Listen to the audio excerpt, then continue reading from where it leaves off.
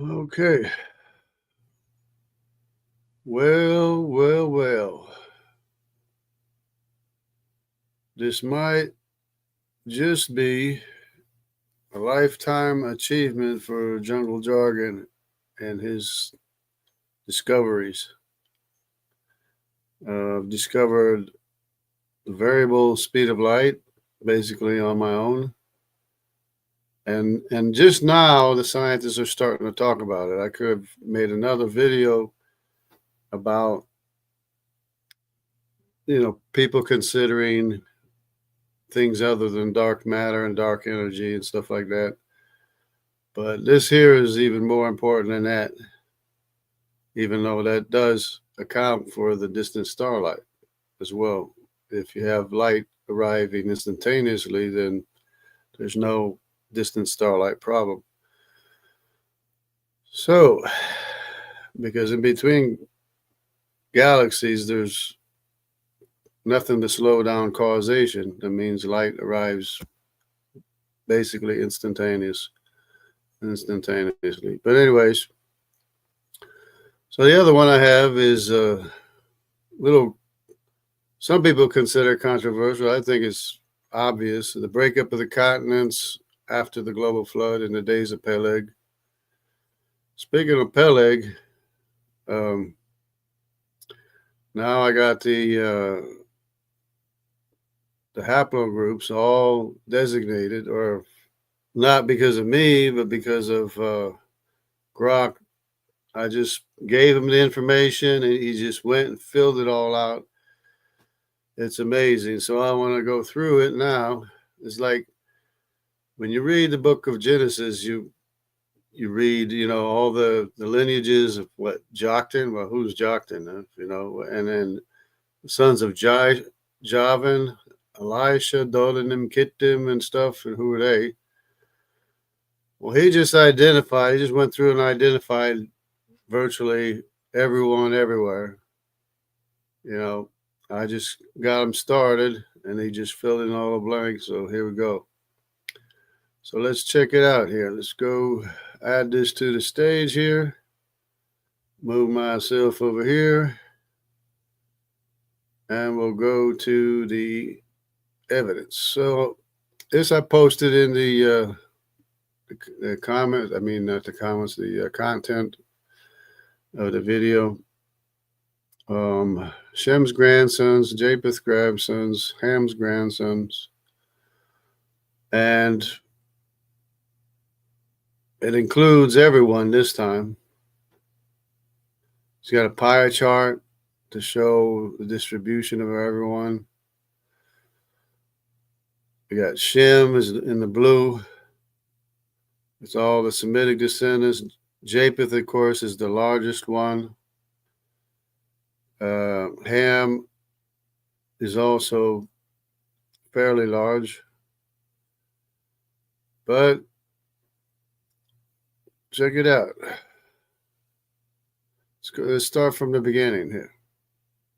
Basically, hold on. Let me fix this up. Fix this up better here. We'll just make it better. Hopefully that's good. Okay. Now, this is a lot of information, mind you, and I just think it's so amazing. This is Genesis 10. Genesis 10, where it outlines the table of nations, what's called the table of nations, and it lists all these names. And when you read it, you're thinking like, well, what's all these names for?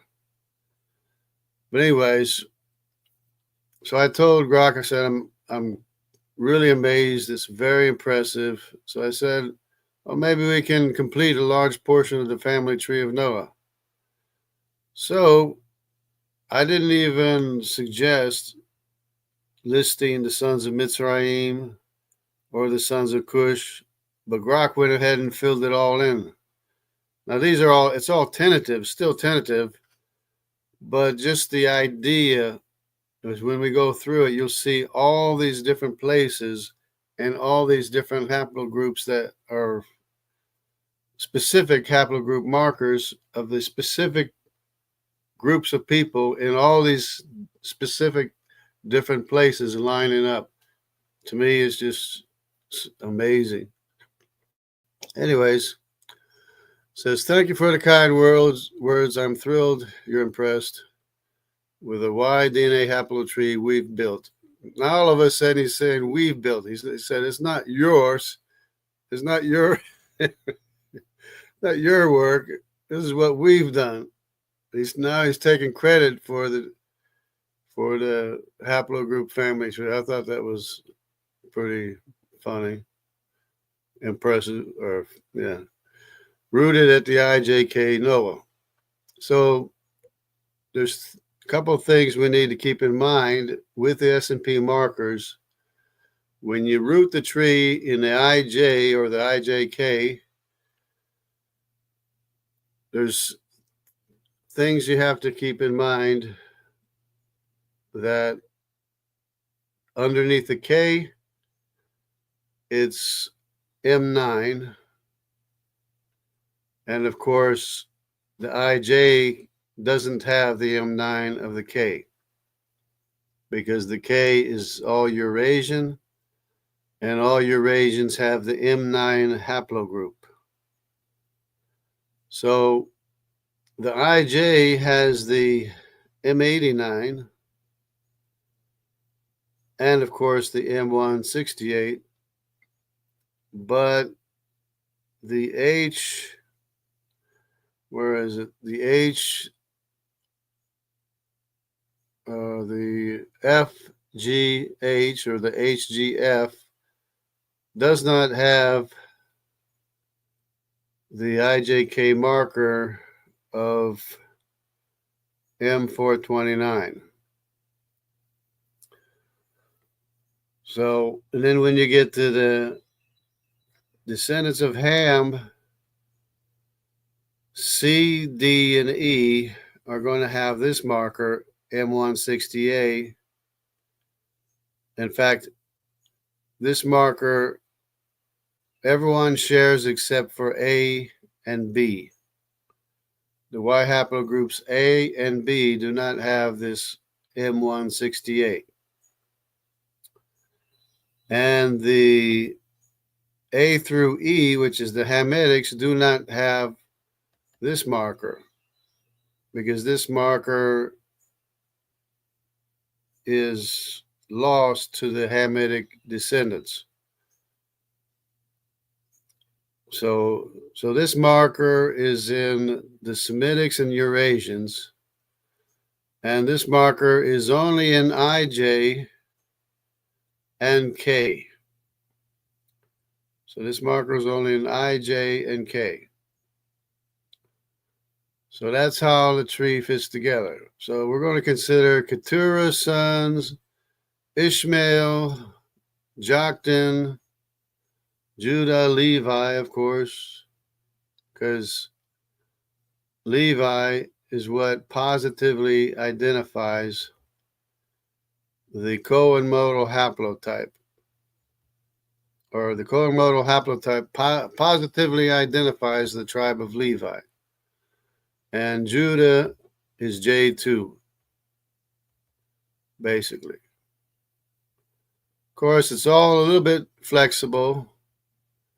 He has Ishmael as J1B, Joktan as J1C, Keturah's sons as J1D and J2B, and Javan's sons, well, this is Eurasian with the M9 marker, is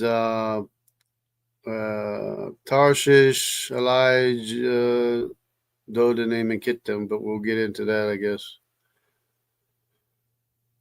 To complete a large portion of the human family tree from Noah is exciting, implying a comprehensive mapping of Noah's descendants through his sons Japheth, or Shem, Japheth, and Ham, which is the right order, covering the 16 grandsons, Shem, Okay, he's abbreviating there. So let's just go ahead and get into it. Okay, we got key grandsons are Nimrod, Ashkenaz, Riphath, and Togarmah, our key great grandsons. And and we've already mentioned the S&P markers that we have to keep in mind, because that's when you root the tree in Noah or Arphaxad, which is Arphaxad and Japheth, the IJK, then that's how it all fits together. Now, all this is possible. It's, it might be considered rare or something for the A and B not to have the M168, but it is what it is. And we don't know how it happened or anything. We don't know how the sons of Shem, besides Arphaxad, the sons of Shem lost this marker, which Arphaxad shares with the Eurasians. We don't know how that happened, but it happened. But it still fits perfectly. There's still no problem with how these things work, because Arphaxad is the oldest son of Shem, and Nimrod is the oldest son of Cush. So, being the oldest son of Cush remaining in Mesopotamia means that he maintained this M168, whereas the A and the B do not maintain it, or did not retain it. Did not retain it. Okay, expanding the haplotree. We got Shem's lineage, Japheth's lineage, Ham's lineage. And here we go.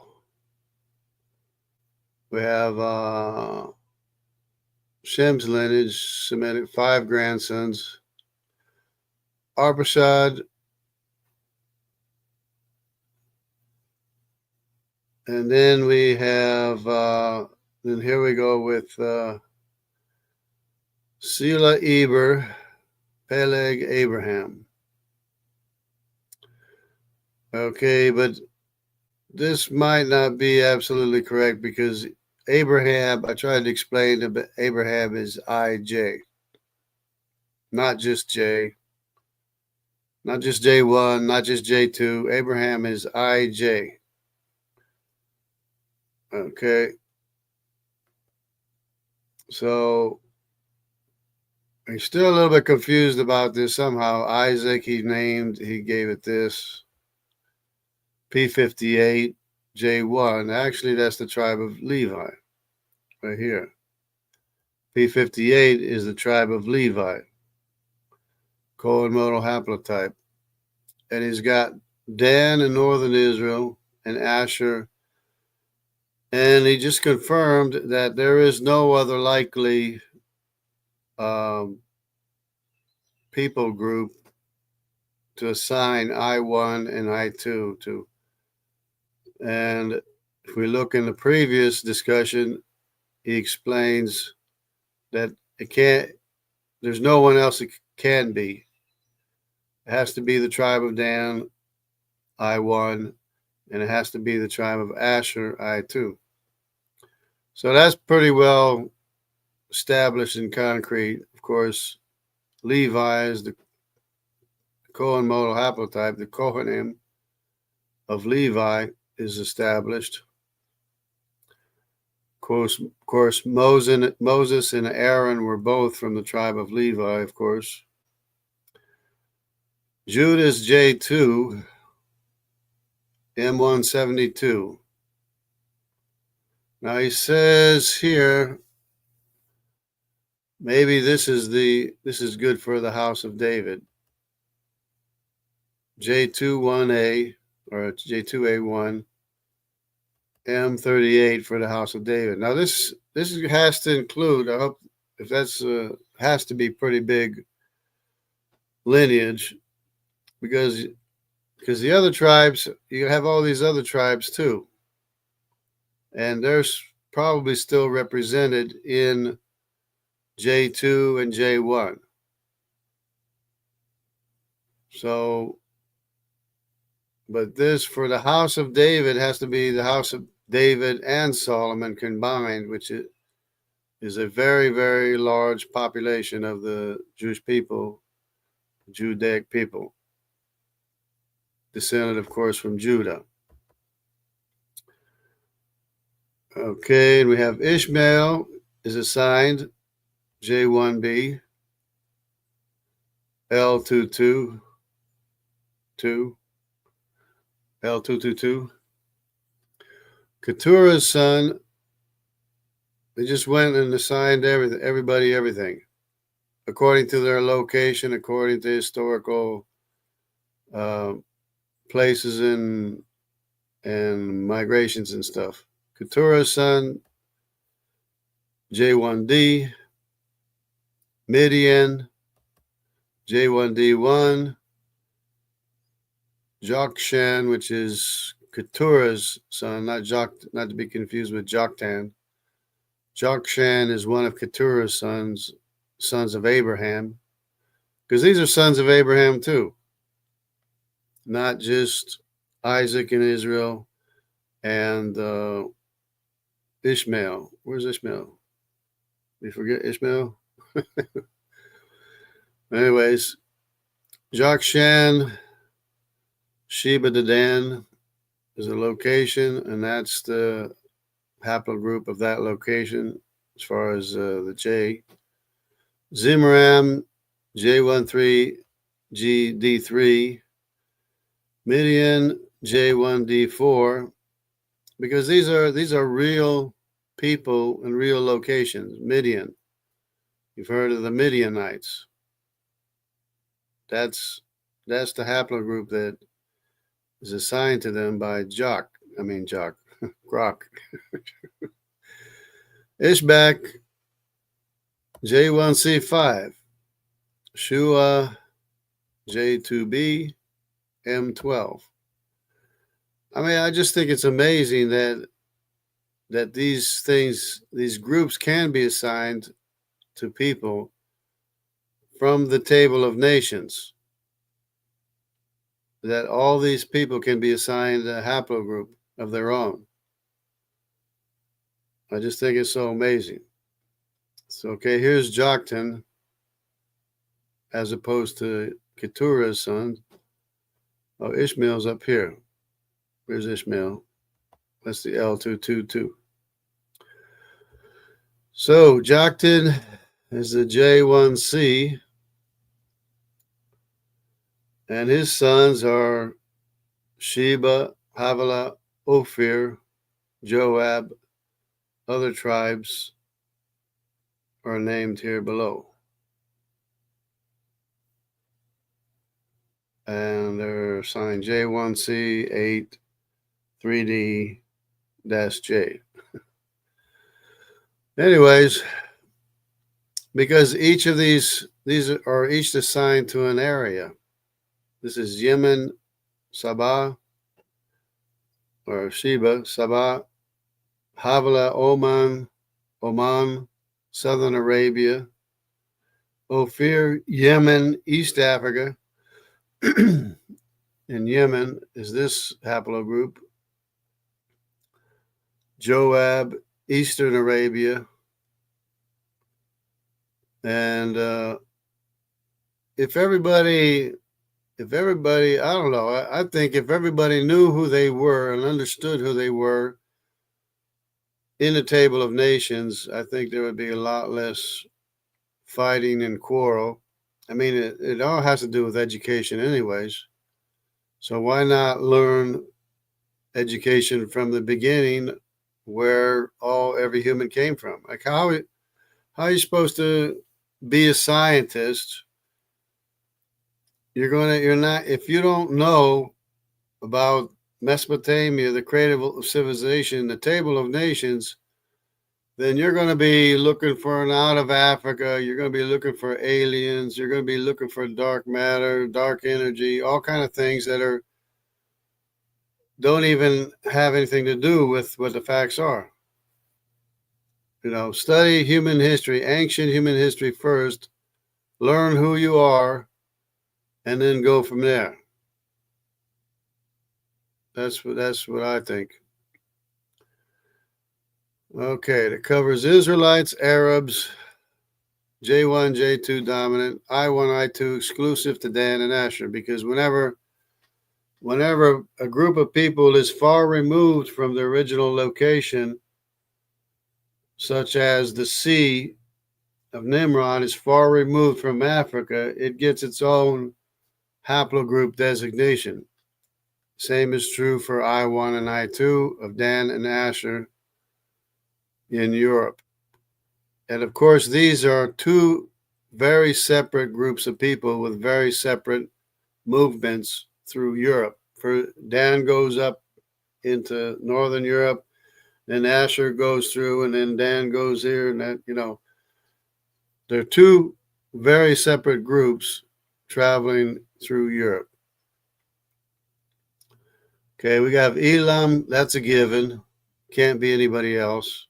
H of the Elamo-Dravidians. It's a Semitic Y haplogroup of the Elamo-Dravidians in India, because they even know that they used to be Arabic. They used to call themselves Arabs. They came from Persia, of course, and then moved out into India, and they're Elamo-Dravidians. It's a known history. It's who they are. They're Elamites. And they have in their Y haplo, they're the only people that have the H in their population. So that's a given right there. That's one of the easiest ones I found.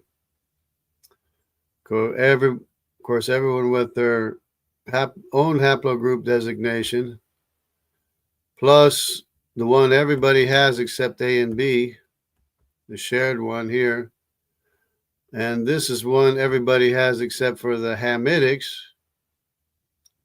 except for the descendants of Ham don't have this M89. And H now lacks the 429 of Arphaxad,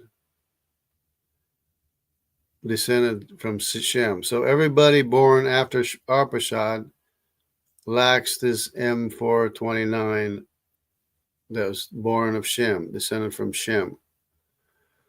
Okay, they're Proto-Elamites, modern-day Iran, South Asia, India, the Indus Valley, and southern India. That's where they moved to. But yeah, that's where they came from. They came from Iran or Persia. So, South Asian distribution fits Elam's eastern range. Okay. So that's a given. Asshur's pretty much can't be anybody else either. Okay, Asshur of the Assyrians, they lack this S&P marker. They're Assyrians, and they live in this area, or there's a large population in this area of the Caucasus. That's between the Caspian Sea and the Black Sea. Okay, G's Caucasian prevalence aligns with Assyrian homeland. Okay, Aram, this is the most difficult one for me because there's actually two lineages, Aram and Lud. They're both designated as F, but they're two totally separate groups, lineages, but they're both rare, and they both only survive basically on the way between Mesopotamia and India. But it's pretty well established that F1 through 5 is Aram with his haplogroup designation. And of course, it lacks this marker. And Lud, the same thing, lacks this marker. But it's F undefined. Its own lineage is called SNP1. For whatever reason. But they're rare. But they exist. I mean, at least they exist. Of course, Lud is the Lydians, and Aram is the Arameans. Where's it? Doesn't even say Arameans. Aram's Aramaic tribes. Yeah. F's Middle Eastern distribution fits Aram's Aramaic tribes. Syria, Mesopotamia, Central Mesopotamia, Eastern Mesopotamia. Of course, this is 1, 2, 3, 4, and 5. Or something like that. Okay, Japheth's lineage is designated, of course, by the M9. We have Tubal. Tubal splits off into, when it goes way out east, and all the way in Papua New Guinea, it splits very, very long time ago into M and S. But it's clearly splits. They clearly split off from K, and of course, M and S are both in Papua New Guinea anyways, and the only Eurasian haplogroup in the area is K. So it's clear that the M and the S split off from K very, very long time ago, and of course, with the genetic distance, they're just totally separated from each other. Okay, descendants are M, M4 in Melanesia, and S, M230 Melanesia.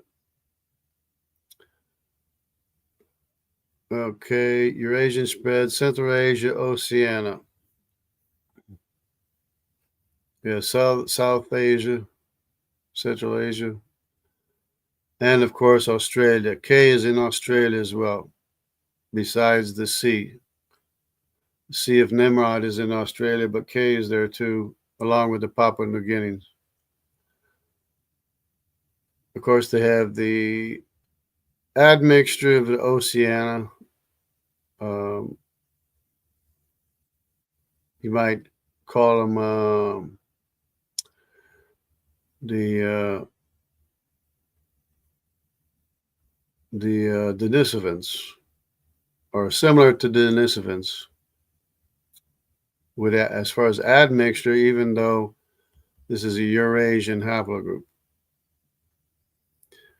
because it's a mix of Eurasian and Hamitic DNA anyways.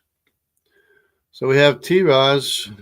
I don't know if this is in a good order here or not, but Tiras would be the Greek Thracians, the Thracians that went with Alexander all the way to India, South Asia. Over here,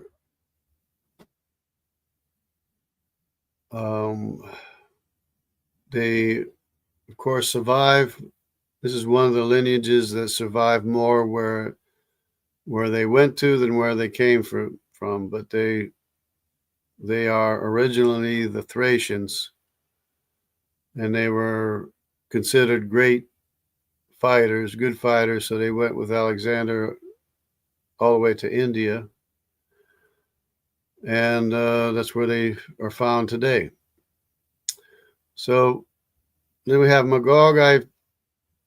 I've assigned Magog as both the N and the O, which also split a very long time back, but it's considered the same one haplogroup, the N and the O.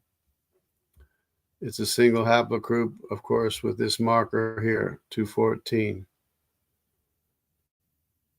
And so you have the N in northern Eurasia and the O in East Asia and Eastern Europe. So both of these are in Eastern Europe and in East Asia as well as Meshech. Meshech is assigned to as P. This is in Eastern Europe as well, and it's in Eastern Asia, the same as Magog. So the S&P marker, M45, Central Asian populations, Central Asian prevalence. Okay. And it's found in Eastern Europe in the area of Moscow or thereabouts. Madai's Q.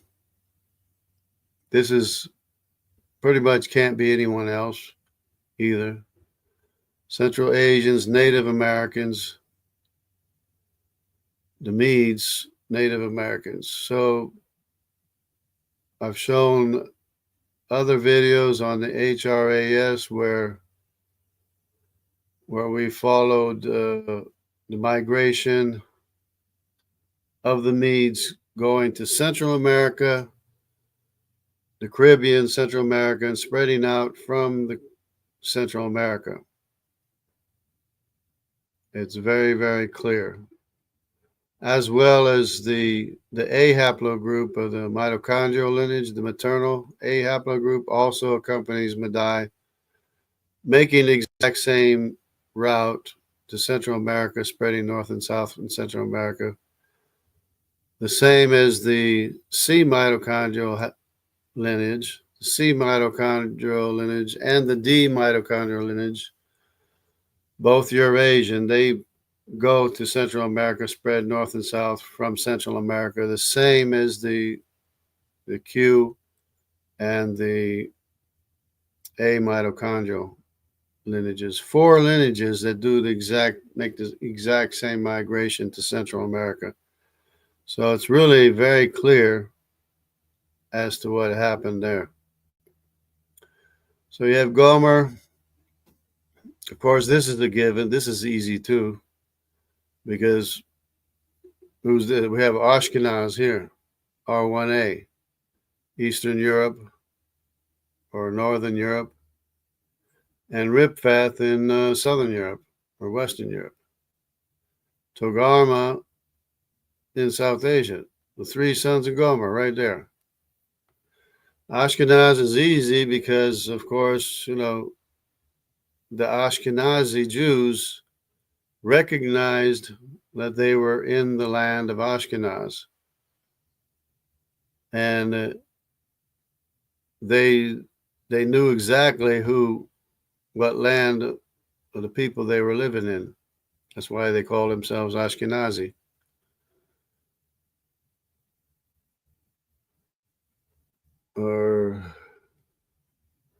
But it's interesting that the history is maintained through people who know history, which is the Jewish people obviously know history or knew history, and they knew where they were in the world.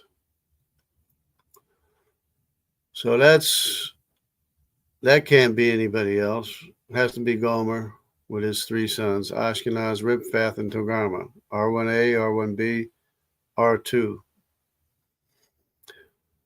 Then we have Javan. This is the one I was even working on just today. This got me started. Javan, of course, is Eurasian, and he has these 4 sons, Elisha, Tarshish, Kittim, and Dodanim. So I asked Grok, said, well, the Tartizos in Iberia, the Tartizos in Iberia are in the Jewish populations. It's the only T in the Jewish population is in Bragança, Portugal. So I said, well, maybe you can assign a lineage, a T lineage to the Tartizos. So he not only did that, he assigned all the other ones too. Anyway, so we got Elisha, Cyprus, Greece, is T1A1 with his S&P marker. You have the Tartizos in Iberia, was assigned this marker. And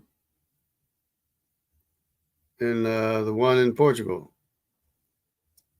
And we have Cyprus in Italy, Kittim, is assigned this marker.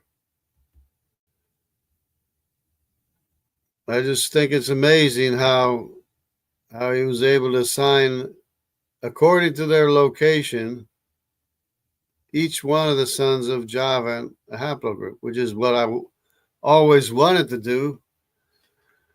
But of course, this might be a little flexible, but still, it's pretty accurate because this is Rhodes and the Dodanim.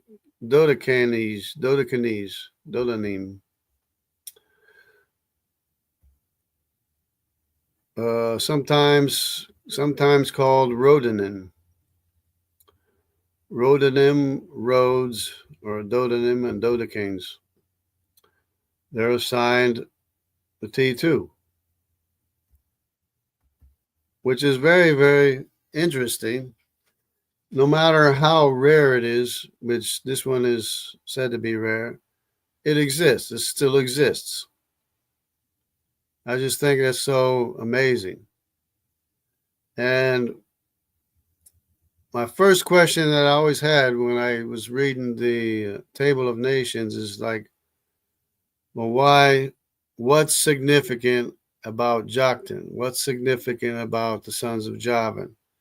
But then again, it has to do with the history of Europe, the history of the Mediterranean. This is the history of the Mediterranean right here. Elisha, Tarshish, Kittim, and Dodanim.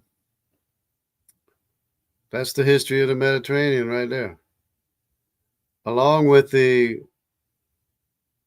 other ones, the Thracians in Greece as well, even though of course they've been displaced by now. It just it all fits together so well.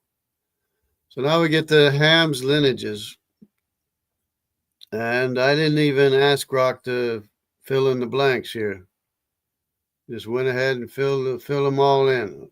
Mizraim, of course, is E. All of E. That's what Mizraim is. And that's identified by this marker, M96. Okay, and the E, the S&P that is shared, the shared marker, it has the M168 that Nimrod has, but it lacks, of course, the M89, and it lacks Arphaxad and Japheth's M429, because Arphaxad is the oldest brother. So he can share a marker with his uncle Japheth. So now we have all the descendants of Mizraim, or Mizraim. Mizraim. We got Ludim, Anahim, Lehabim, Naphthalim, Pashurim, Ruzim, Kashulim, Caphtorim. And of course, each one in their own places. We have the Ludim, which is not the Lydians, but the Libyans. Ludim would be of the Libyans, and not the Lydians. The Lydians are Lud, which are Semitic, but the Libyans are Hamitic. So that's defined by M2, West Africa, Bantu populations. That's their location, present location, not necessarily their ancient location. Anamim, M78. Lehabim is M33. Naptulim, M75. And of course, these are, tentative, but I would say it's a pretty good guess. And then you got Kashulim, which is V12, Captorim, which is V13, which is Crete, Cretians, and the Philippines. Remember, they left the island of Crete. They're no longer in Crete, but then they moved to the land of the Philistines, became the Philistines. But that's V13. But they're still, see, V12 is in Africa. V13 is in Europe. It's a lineage that separated, went to Europe. Of course, some of them went to Crete and became the Philistines. And of course, they would have other markers as well, other haplogroups as well. Okay, so Canaan is identified as D because we're talking about 4 major divisions here. What's this? We're talking about Phut is A, Cush is B, Canaan is D, Mizraim is E. These are major separations. And of course, C is Nimrod. Okay, when we get down to Cush, Nimrod here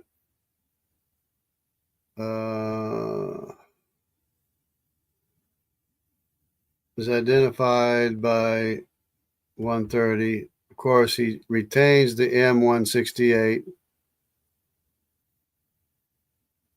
So that's the C because he's far removed. Since he's far removed from the B, he gets his own haplogroup designation. Of course, this is the house of Nimrod, which is very, very large. So we got all these different locations here for all these different sons of Cush, as well as Mizraim.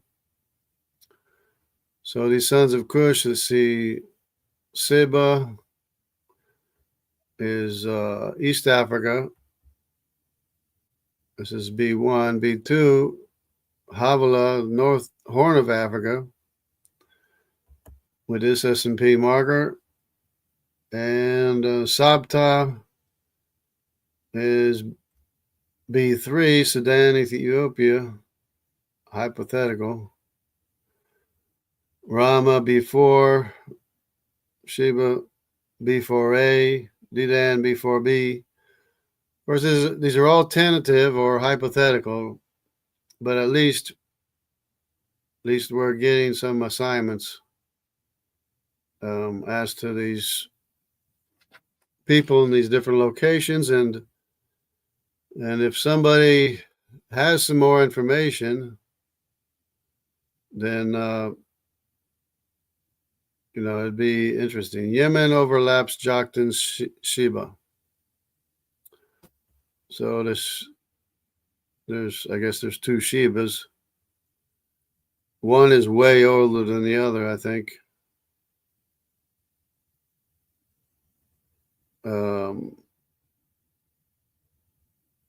Because I think this one being the son of Cush would be older than Joktan's Sheba.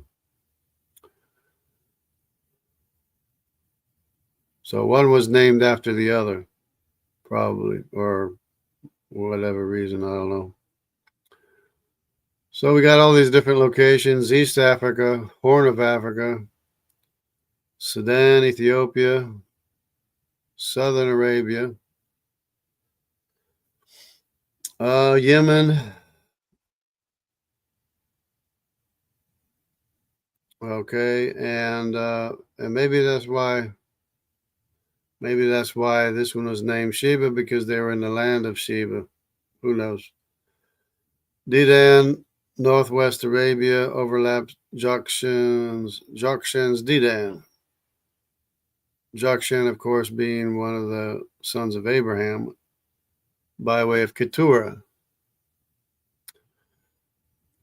which would be considered Arabic. But of course, this is Cushite. This is Dedan here. So I guess there's a couple of names that were repeated for whatever reason. We got Subtaka, East Africa, and Nimrod. We know a lot about Nimrod already. Should know, because of the Olmecs, the Polynesians, the Australians, and the Mongolians, and the Denisovans in the area of the Altai Mountains, the same as the D. The D is in the Altai Mountains too.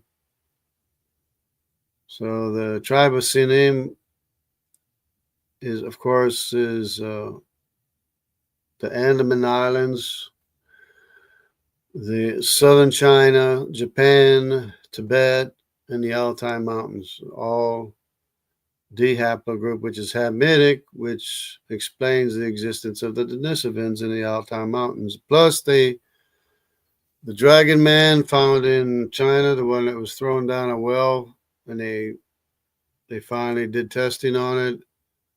Turns out that one is a Denisovan as well. So there you go. It's all explained. All being explained. Everyone has their own haplogroup. Everyone belongs to somebody somewhere. And we got Phut. They originally, of course, started out in North Africa. I'm pretty sure that that's the origin of the Phoenician name, or the name of Phoenicia. But then the people were pushed out by probably the descendants of Mizraim. But the name Phoenician stuck to, like, I guess, sea people or something, and it was later adopted by the Phoenicians that we're more familiar with. So, yeah, but these, of course, they got pushed out. Now they're the Khoisan people. And North African tribes, Libyans, and the distribution Northeast Africa. Yeah. So they kind of got pushed out into Northeast Africa.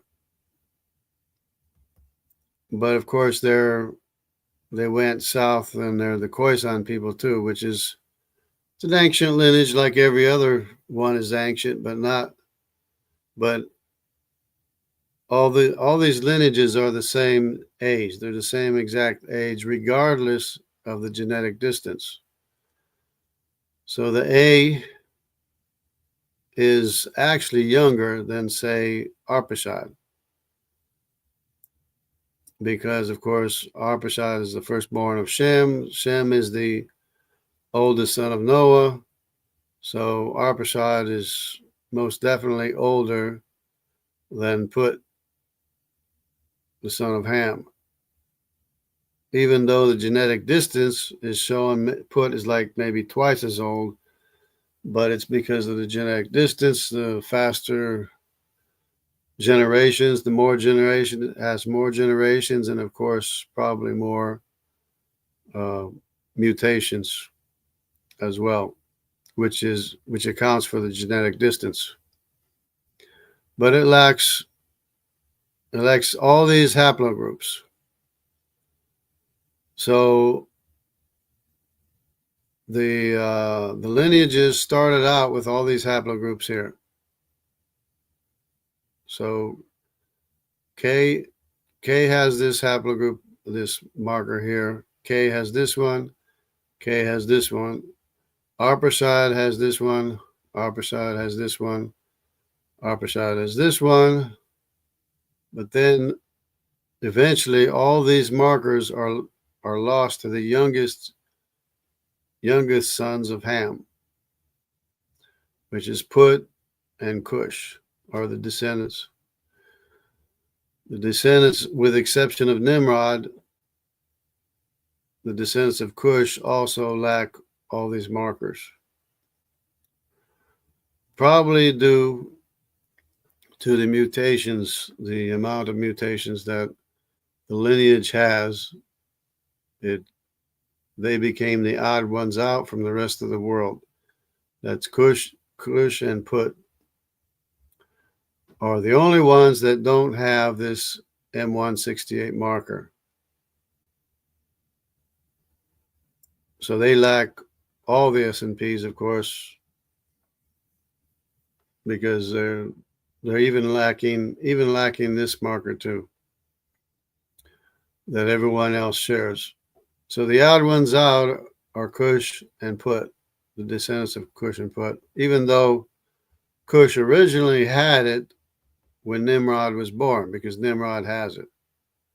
But the younger brothers of Nimrod do not have it for whatever reason, probably because of mutations. And the same is true with the sons of Phut, or the descendants of Phut, who no longer have it. So that's about it, I guess. Visual summary, chart haplogroup distribution. Again, Shem, Japheth, and Ham. Okay. I just thought it was amazing how it all works and how it all fits perfectly, even though some of the lineages are rare, some of them are hard to determine who's who, but they're all there. Let's see. Okay. So we'll go see if we can go back to over here. Where we're going? Go back here. We got David. There we go. Well, we got lots of people here today. Greetings from David. Okay, Brother Timothy. We got Brother Timothy. And let me see what we got here. J2A1B is Pakistan. Majority of Pakistani Muslims are descendants of Judah. That is a big possibility. Lots and lots of Muslims are actually Judaic. That's a great, great possibility. The Uyghurs are Judaic. Uyghurs themselves along the Silk Road are descendants of Judaic merchants. And J2, M172, possible M36. See this J2, or this J2 is definitely from Judah or Israel, but M172 is definitely Judah and possibly the descendants of David, which I'm not sure yet. I have to double check with Grok, see what Grok thinks. And of course, it's still subject to change. You can always explain to Grok. You can explain him this because of this reason and that reason. It should be this or that, and they'll go along with it. So, yeah. See, Solomon had 700 wives. Solomon had 700 wives. And how many sons do you think you could have with 700 wives? It was the same thing with Nimrod, because, of course, when Israel wanted a king like the nations, they were thinking a king like Nimrod is what they were thinking. That would be a king that had many, many, many sons and daughters. So when that happens, the patriarch is reinforcing his genes in the population, because when you have only one child, only half of your genetic information goes into that one child. When you have another child, half of your genetic goes into that child, but it's not the same as when the first child. So the more children you have, the more of your genetic information is going to be passed on. So that's what happens with that's what happened with Nimrod. That's why, because I couldn't understand why the Olmecs had such sharp features of their ancestor Nimrod. How can Nimrod be so strong, or the appearance of Nimrod, or the traits of Nimrod, being a Cushite? How can those traits be that prevalent in a population? It's because of the number of children that he had and the number of times his genetic information was reinforced into the population. So that explains why there's such strong features in the Olmec statues, which are kind of obviously descended from Nimrod, the son of Cush, in South America, which the anthropologists and scientists are scratching their heads, the geneticists, they're scratching their heads, wondering, well, where did these features come from? Why do they look Polynesian? Well, they look Polynesian because they have the same ancestor Nimrod as the Polynesians, which reinforce the genetic information into the Polynesians to this day. But in South America, of course, the C haplogroup is not a major haplogroup. The major one is Q. So you're not going to see those features of the Olmecs as strong in the South American population today. So, see, we could all be a little Semite. We all are, especially by way of the mitochondrial DNA. 95% of Europeans have a Semitic mitochondrial lineage from the daughters of Shem. And even Native Americans have influence from the daughters of Shem. You think it would change people's heart to know? Yeah.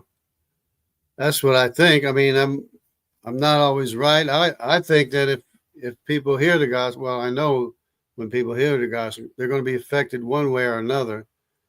But I would think it would just change everyone dramatically, and that doesn't always happen. But there is always an effect that happens. It's likened or compared to the salt of the earth that affects the general population in a good way. So that's the whole purpose, is to affect the world in a good way. Okay, seems like, say, the anti-gun lobby, if we ban innate objects, do people's hearts change? Yeah, right. You're not going to change people. You want to change the heart, and then you change the actions by changing the heart. See, Lud is Turkey today, except there's not much F remaining in Turkey. It's Lydia. Yeah, that's where Lydia was, but there's not much F haplogroup remaining in the area of Turkey. Turkey, of course, is a that's a place of battles. There's just everybody's being pushed and shoved back and forth, and then today it seems that the only remaining Lydians are along the Silk Road, where they controlled, where they did trade all the way to India, along with Arameans. So they both had trade with India. They were both traders, so that's how they survive today, is by way of their trade with India. Okay, we got David here. N1B is the fourth largest Ashkenazi Jewish Y DNA. The fourth largest. Well, the Ashkenazi, yeah, but the Ashkenazi, they're up in Eastern Europe or Northern Europe. And yes, the N would be of Magog. Now I can look that up and double check that. Let me see if I can. We got files here. Can pull up a file. Let's see. Was the fourth largest? They said that, well, the fourth largest might not be very large. We'll go with this table of nations. And see if we can pull it up. A pie chart. Looking for a pie chart of got the Uyghurs. Let's see. I don't know what this is. Where's the Ashkenazi pie chart? There it is, right here. Okay. So the fourth largest, let's see what that is. That would be Magog, by the way, according to my most recent designation. The N and the O are Magog.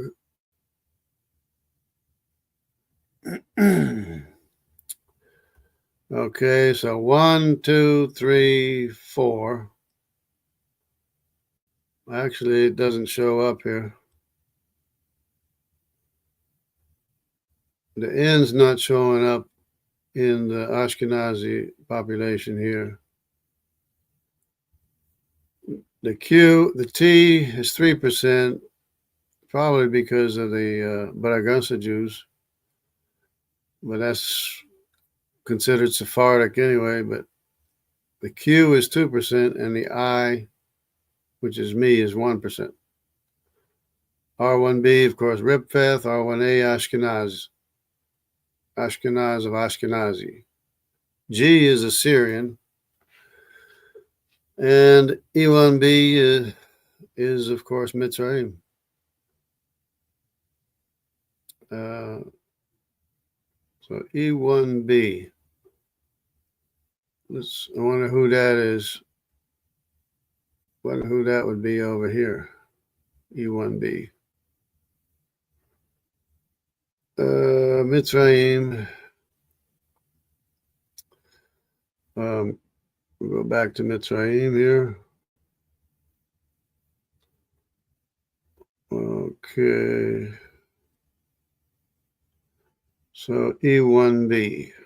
Where's E1B? Here's E1B. So it'd be Ludim and Anaim. North Africa Berbers, West African Bantu.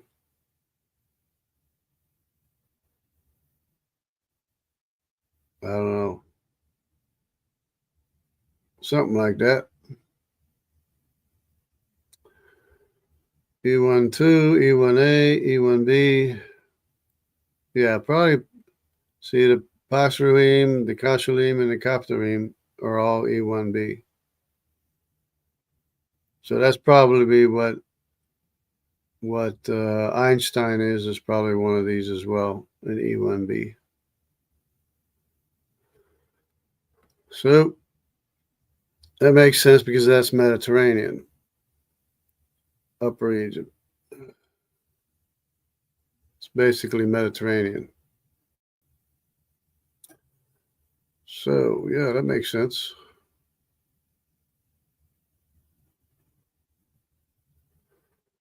Let's see. There we go. God bless, brother. Gotta get back to work. Much love. Yep. Q1B is 6% almost of the Ashkenazi Jewish population. Let's see. It's on this chart. It's not quite. It's a good percentage. Not quite 6% on this chart here. It's 2% on this one here. Now, it all depends on who's doing this test, of course. It's going to have different results for different reasons. But yeah, 2%, 5%, or 6%, that's not that much difference. But let me see what else we got.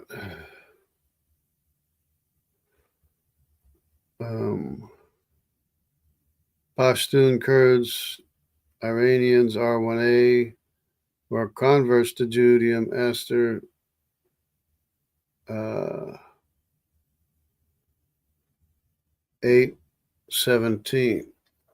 Yeah, and Esther has said that many of the Persians, the Medes and the Persians, became Jews. So yeah, that's the reason for the Q in the population, by the way, if I can find it.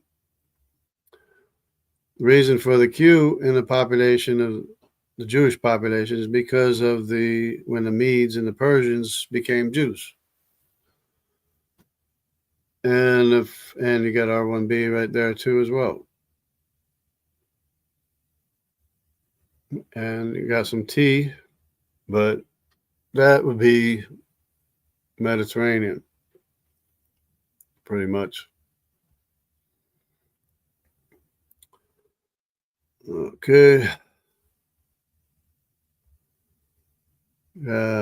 Jacob Israel was J and I, even Abraham. Yeah, even Jacob, yeah.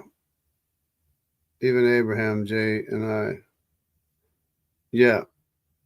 That's what it has to be, even though I splits off from J quite a ways back, but then again, it's been a long time since Jacob and Abraham. So it does kind of make sense that they split off that far back. But yeah, Israel is J and I. And the tribe of Dan and Asshur are I1 and I2. Right. That's correct. Since J1 and J2 are Jacob. They're all the other tribes of Israel, including the tribe of Levi, which is J1, and the tribe of Judah, which is J2. Something or other. And the other tribes are in between J1 and J2. Because I and J are separated, yeah.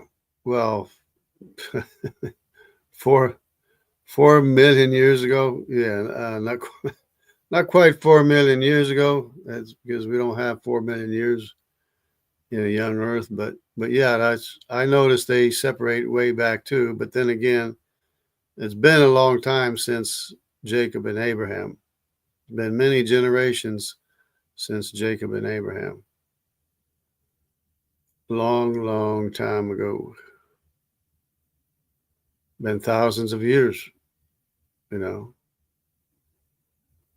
as opposed to when they got off the ark, Abraham's 10 generations from Noah.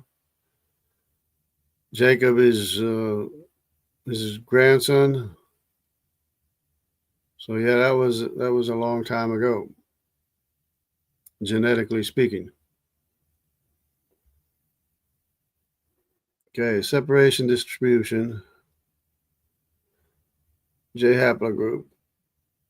And again, not 43,000 years ago. Maybe 3,000 years ago.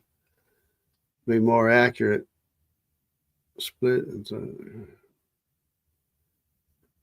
is thought to have happened in West Asia. Well, they think a lot of things that aren't true. We know it originated in everyone originated in Mesopotamia. That's why they need to study the Table of Nations, because so they can understand that everyone originated from Mesopotamia, in Mesopotamia, and spread out like spokes of a wheel from there. And you can see the haplogroups, everyone spreads out like spokes of the wheel to the East Asia, Europe, Africa, South Pacific, everyone is represented basically just to the east of Mesopotamia.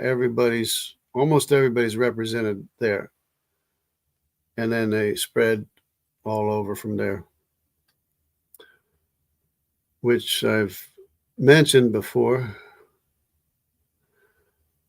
Separated 4 million years ago in Levant.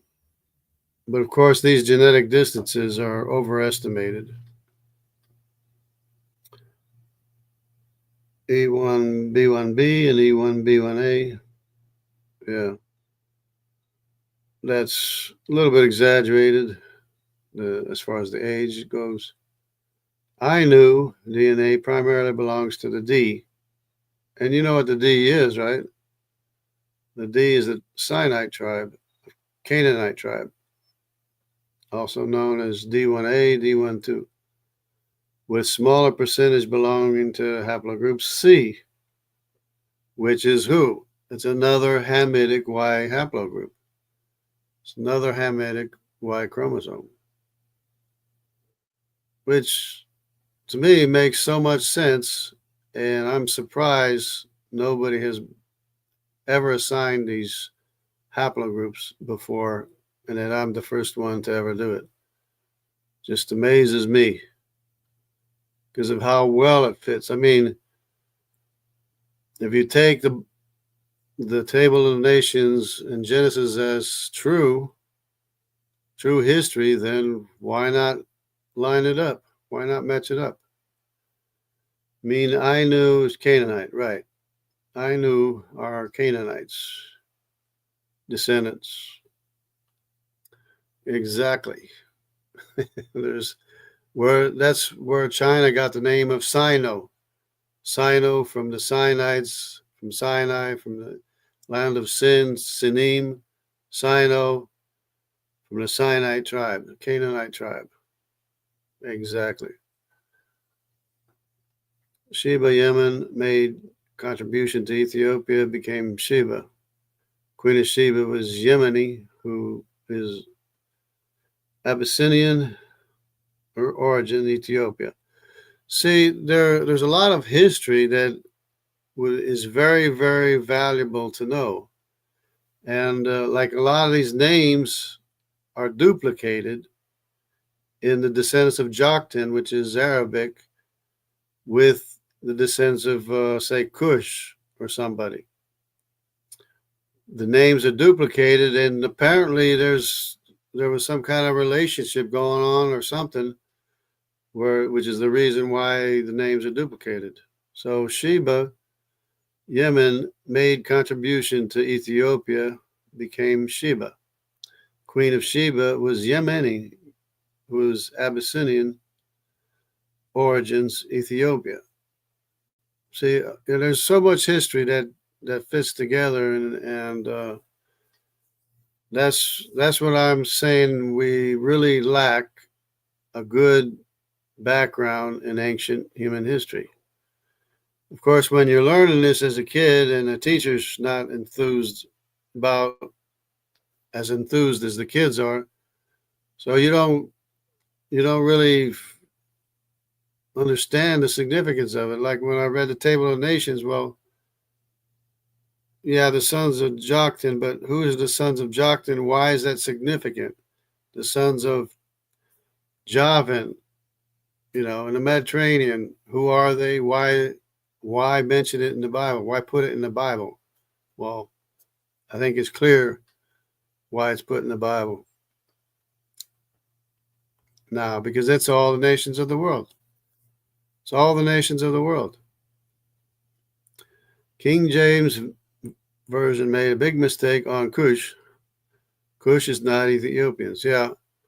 Well, actually, when I looked up the B haplogroup migration, it begins like not exactly Ethiopia, I think more south of Ethiopia, but it starts out there. I guess basically the area of the Pygmies or whatever. It starts there and spreads out in all directions from the land of Cush, which is basically where the Pygmies are today. So,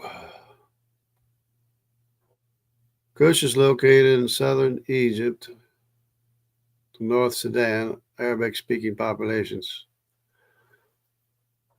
Yeah, well, according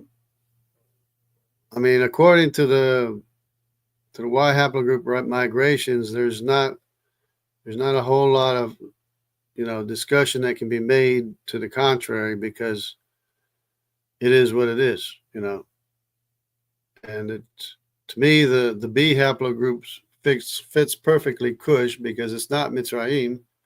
It's not any of the E descendants of Mizraim.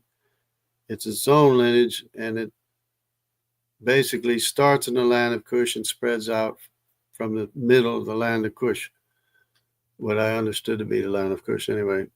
Compared to all the other haplogroups, where they are, the other ones are like in North Africa or somewhere else, whereas the B starts right there, which seemed to be the middle of the land of Cush, and spread out from there.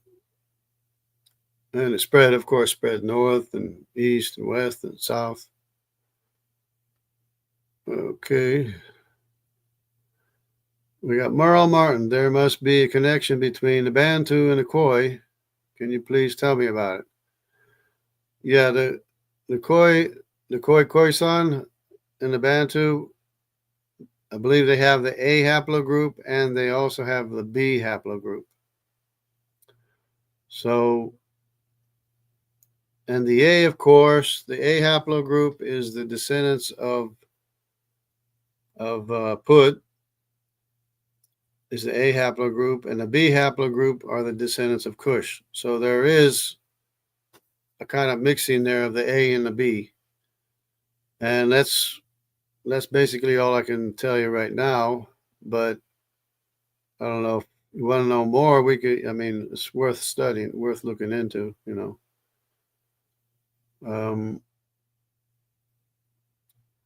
But I'm not too sure about the connection between the Bantu and the Khoi.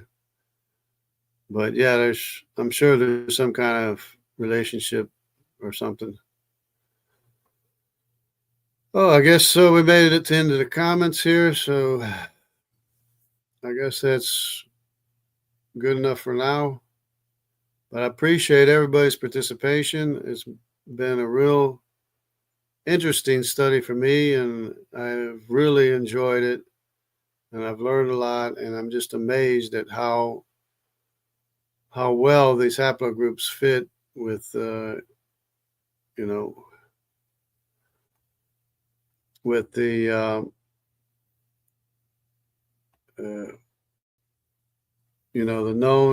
known migrations of all the people of the world everywhere they went, and the table of nations, how significant the table of nations is, with the sons of Joktan, sons of Javan, Cush, Mizraim.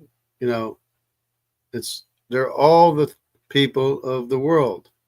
They're all the nations, and it all fits so well. It's just amazes me so much, and there's not a whole lot of argument against it that can be made, considering that the Cohen model haplotype is J1P58, which identifies the lineage of Aaron, Levi, Jacob, Abraham, Eber, and Arphaxad as being the IJ lineage. So that is fixed in stone.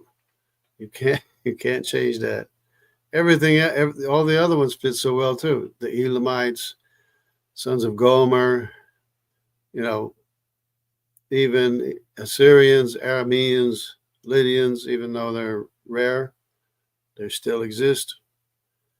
Cush, Mizraim, they're all there. They all fit so well, and they fit perfectly with the table of nations. It just amazes me so much. The farther down you go in the family tree, the more amazing it is how well it fits with the actual migrations that has actual people living today. It just really amazes me. But thanks again, everybody. God bless everybody, and take care, and have a great rest of the week. Today is Thursday. So we're getting close to the weekend here. So God bless everybody. Take care.